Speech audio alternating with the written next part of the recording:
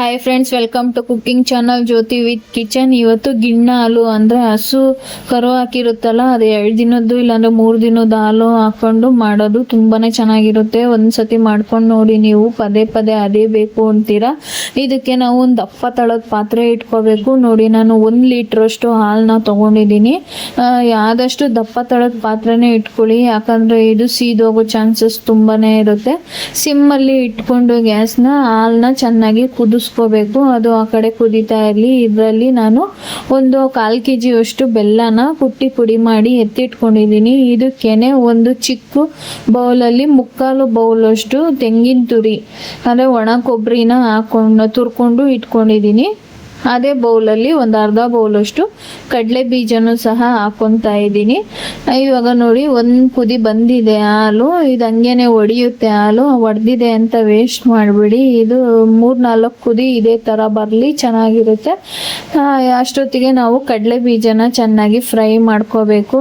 ಇದು ನೀಟಾಗಿ ಫ್ರೈ ಮಾಡಿಕೊಂಡು ಸಿಪ್ಪೆ ಎಲ್ಲ ತೆಗೆದು ಅದನ್ನು ರುಬ್ಬಿ ಎತ್ತಿಟ್ಕೋಬೇಕು. ಲಾಸ್ಟಿಗೆ ಹಾಕಿದ್ರೆ ತುಂಬಾ ಚೆನ್ನಾಗಿರುತ್ತೆ ಫ್ರೆಂಡ್ಸ್. ನೋಡಿ, ನಾನು ಬೆಲ್ಲನ ಕಸ ಏನಾದರೂ ಇರುತ್ತಲ್ವಾ, ಅದರಲ್ಲಿ ಕಸ ಕಡ್ಡಿ ಏನಾದರೂ ಇರುತ್ತೆ ಅಂತ ಸ್ವಲ್ಪ ಕರಗಿಸ್ಕೊತಾ ಇದ್ದೀನಿ. ಪಾಕ ಏನು ಬರೆಸ್ಕೊತಾ ಇಲ್ಲ. ನೋಡಿ, ಕರಗಿದಾದ್ಮೇಲೆ ಸೋಸ್ಕೊಂಡು ಹಾಲಿಗೆ ಹಾಕ್ಕೋಬೇಕು. ನಾನು ಇವಾಗ ಅದು ಸುಮ್ಮನೆ ಕರಗಿಸ್ಕೊಂಡಿದ್ದೀನಿ, ಪಾಕ ಏನು ಬರೆಸ್ಕೊಂಡಿಲ್ಲ. ಅದನ್ನು ಮಿಕ್ಸ್ ಮಾಡಿಕೊಂಡು ಹಾಲಿಗೆ ಹಾಕ್ಕೊಂಡು ಚೆನ್ನಾಗಿ ಮಿಕ್ಸ್ ಮಾಡ್ಕೊಳ್ಳಿ. ಇದಕ್ಕೆ ನಾನು ಒಂದು 1/4 kg ಅಷ್ಟು ಅವಲಕ್ಕಿನ ತೊಗೊಂಡಿದ್ದೀನಿ. ನೀವು ಅವಲಕ್ಕಿ ಹಾಕ್ಬೋದು, ಪುರಿ ಹಾಕ್ಬೋದು, ಅನ್ನ ಹಾಕ್ಬೋದು, ಏನು ಬೇಕಾದರೂ ಹಾಕೊಂಡು ಮಾಡ್ಕೋಬೋದು. ಇಲ್ಲಾಂದರೆ ಒಬ್ಬೊಬ್ಬರು ಅದೇ ಬರೀ ಹಾಲಲ್ಲೇ ಮಾಡ್ತಾರೆ, ಅದು ಚೆನ್ನಾಗಿರುತ್ತೆ.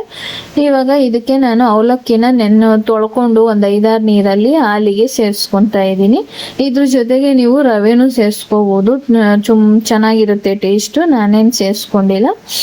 ನೋಡಿ, ಇವಾಗ ಲಿಡ್ನ ಕ್ಲೋಸ್ ಮಾಡಿ ಅದು ಸ್ವಲ್ಪ ಬೇಯ್ತಾ ಇರಲಿ. ಅಷ್ಟೊತ್ತಿಗೆ ನಾನು ಕಡಲೆ ಬೀಜನ ಈ ಥರ ಸಿಪ್ಪೆನ ಸುಲಿದು ಒಂದು ಮಿಕ್ಸಿ ಜಾರಿಗೆ ಹಾಕ್ಕೊತಾ ಇದ್ದೀನಿ. ಅದ್ರ ಜೊತೆಗೆ ಒಂದು 1/4 ಬೌಲಷ್ಟು ಕಡಲೆ ಪಪ್ಪನ್ನ ಹಾಕ್ಕೋಬೇಕು. ಈ ಥರ ತರ್ತರಿಯಾಗಿ ರುಬ್ಕೊಳ್ಳಿ. ಇನ್ನೂ ಸ್ವಲ್ಪ ತರ್ತರಿಯಾಗೇ ರುಬ್ಕೊಳ್ಳಿ. ನಾನು ಸ್ವಲ್ಪ ಫೈನಾಗಿ ಮಾಡಿಬಿಟ್ಟಿದ್ದೀನಿ. ಇವಾಗ ನೋಡಿ, ಅವಲಕ್ಕಿ ಎಲ್ಲ ಚೆನ್ನಾಗಿ ಬೆಂದಿದೆ. ಇದಕ್ಕೆ ನಾವು ಕಡಲೆ ಪಪ್ಪಿನ ಪೌಡ್ರು ಮತ್ತು ಕಡಲೆ ಬೀಜ ಪೌಡ್ರೂ ಸೇರಿಸ್ತಾ ಇದ್ದೀನಿ. ಅದ್ರ ಜೊತೆಗೇನೆ ಒಣಕಾಯಿ ತುರಿನೂ ಸೇರಿಸ್ಕೊಂಡು ಸ್ವಲ್ಪ ಏಲಕ್ಕಿ ಶುಂಠಿನ ಕುಟ್ಟಿ ಪುಡಿ ಮಾಡಿ ಹಾಕ್ಕೊಂಡಿದ್ದೀನಿ. ಅದೆಲ್ಲ ಸಿಮ್ನಲ್ಲೇ ಇಟ್ಕೋಬೇಕು ಫ್ರೆಂಡ್ಸ್. ಇದು ಪೇಷನ್ಸ್ ಕೊಟ್ಟು ಮಾಡಬೇಕು, ಇಲ್ಲಾಂದರೆ ತಳ ಸಿಗುತ್ತೆ. ಇದಕ್ಕೆ ನೀವು ಗಾರ್ನಿಷಿಂಗ್ಗೆ ಬೇಕಾದರೆ ಗೋಡಂಬಿನೂ ಸಹ ತುಪ್ಪದಲ್ಲಿ ಹುರ್ಕೊಂಡು ಹಾಕ್ಕೋಬೋದು. ನಿಮಗೆ ಈ ವಿಡಿಯೋ ಇಷ್ಟ ಆದರೆ ಲೈಕ್ ಮಾಡಿ, ಶೇರ್ ಮಾಡಿ, ನನ್ನ ಚಾನಲ್ನ ಸಬ್ಸ್ಕ್ರೈಬ್ ಮಾಡ್ಕೊಳ್ಳಿ. Thanks to all.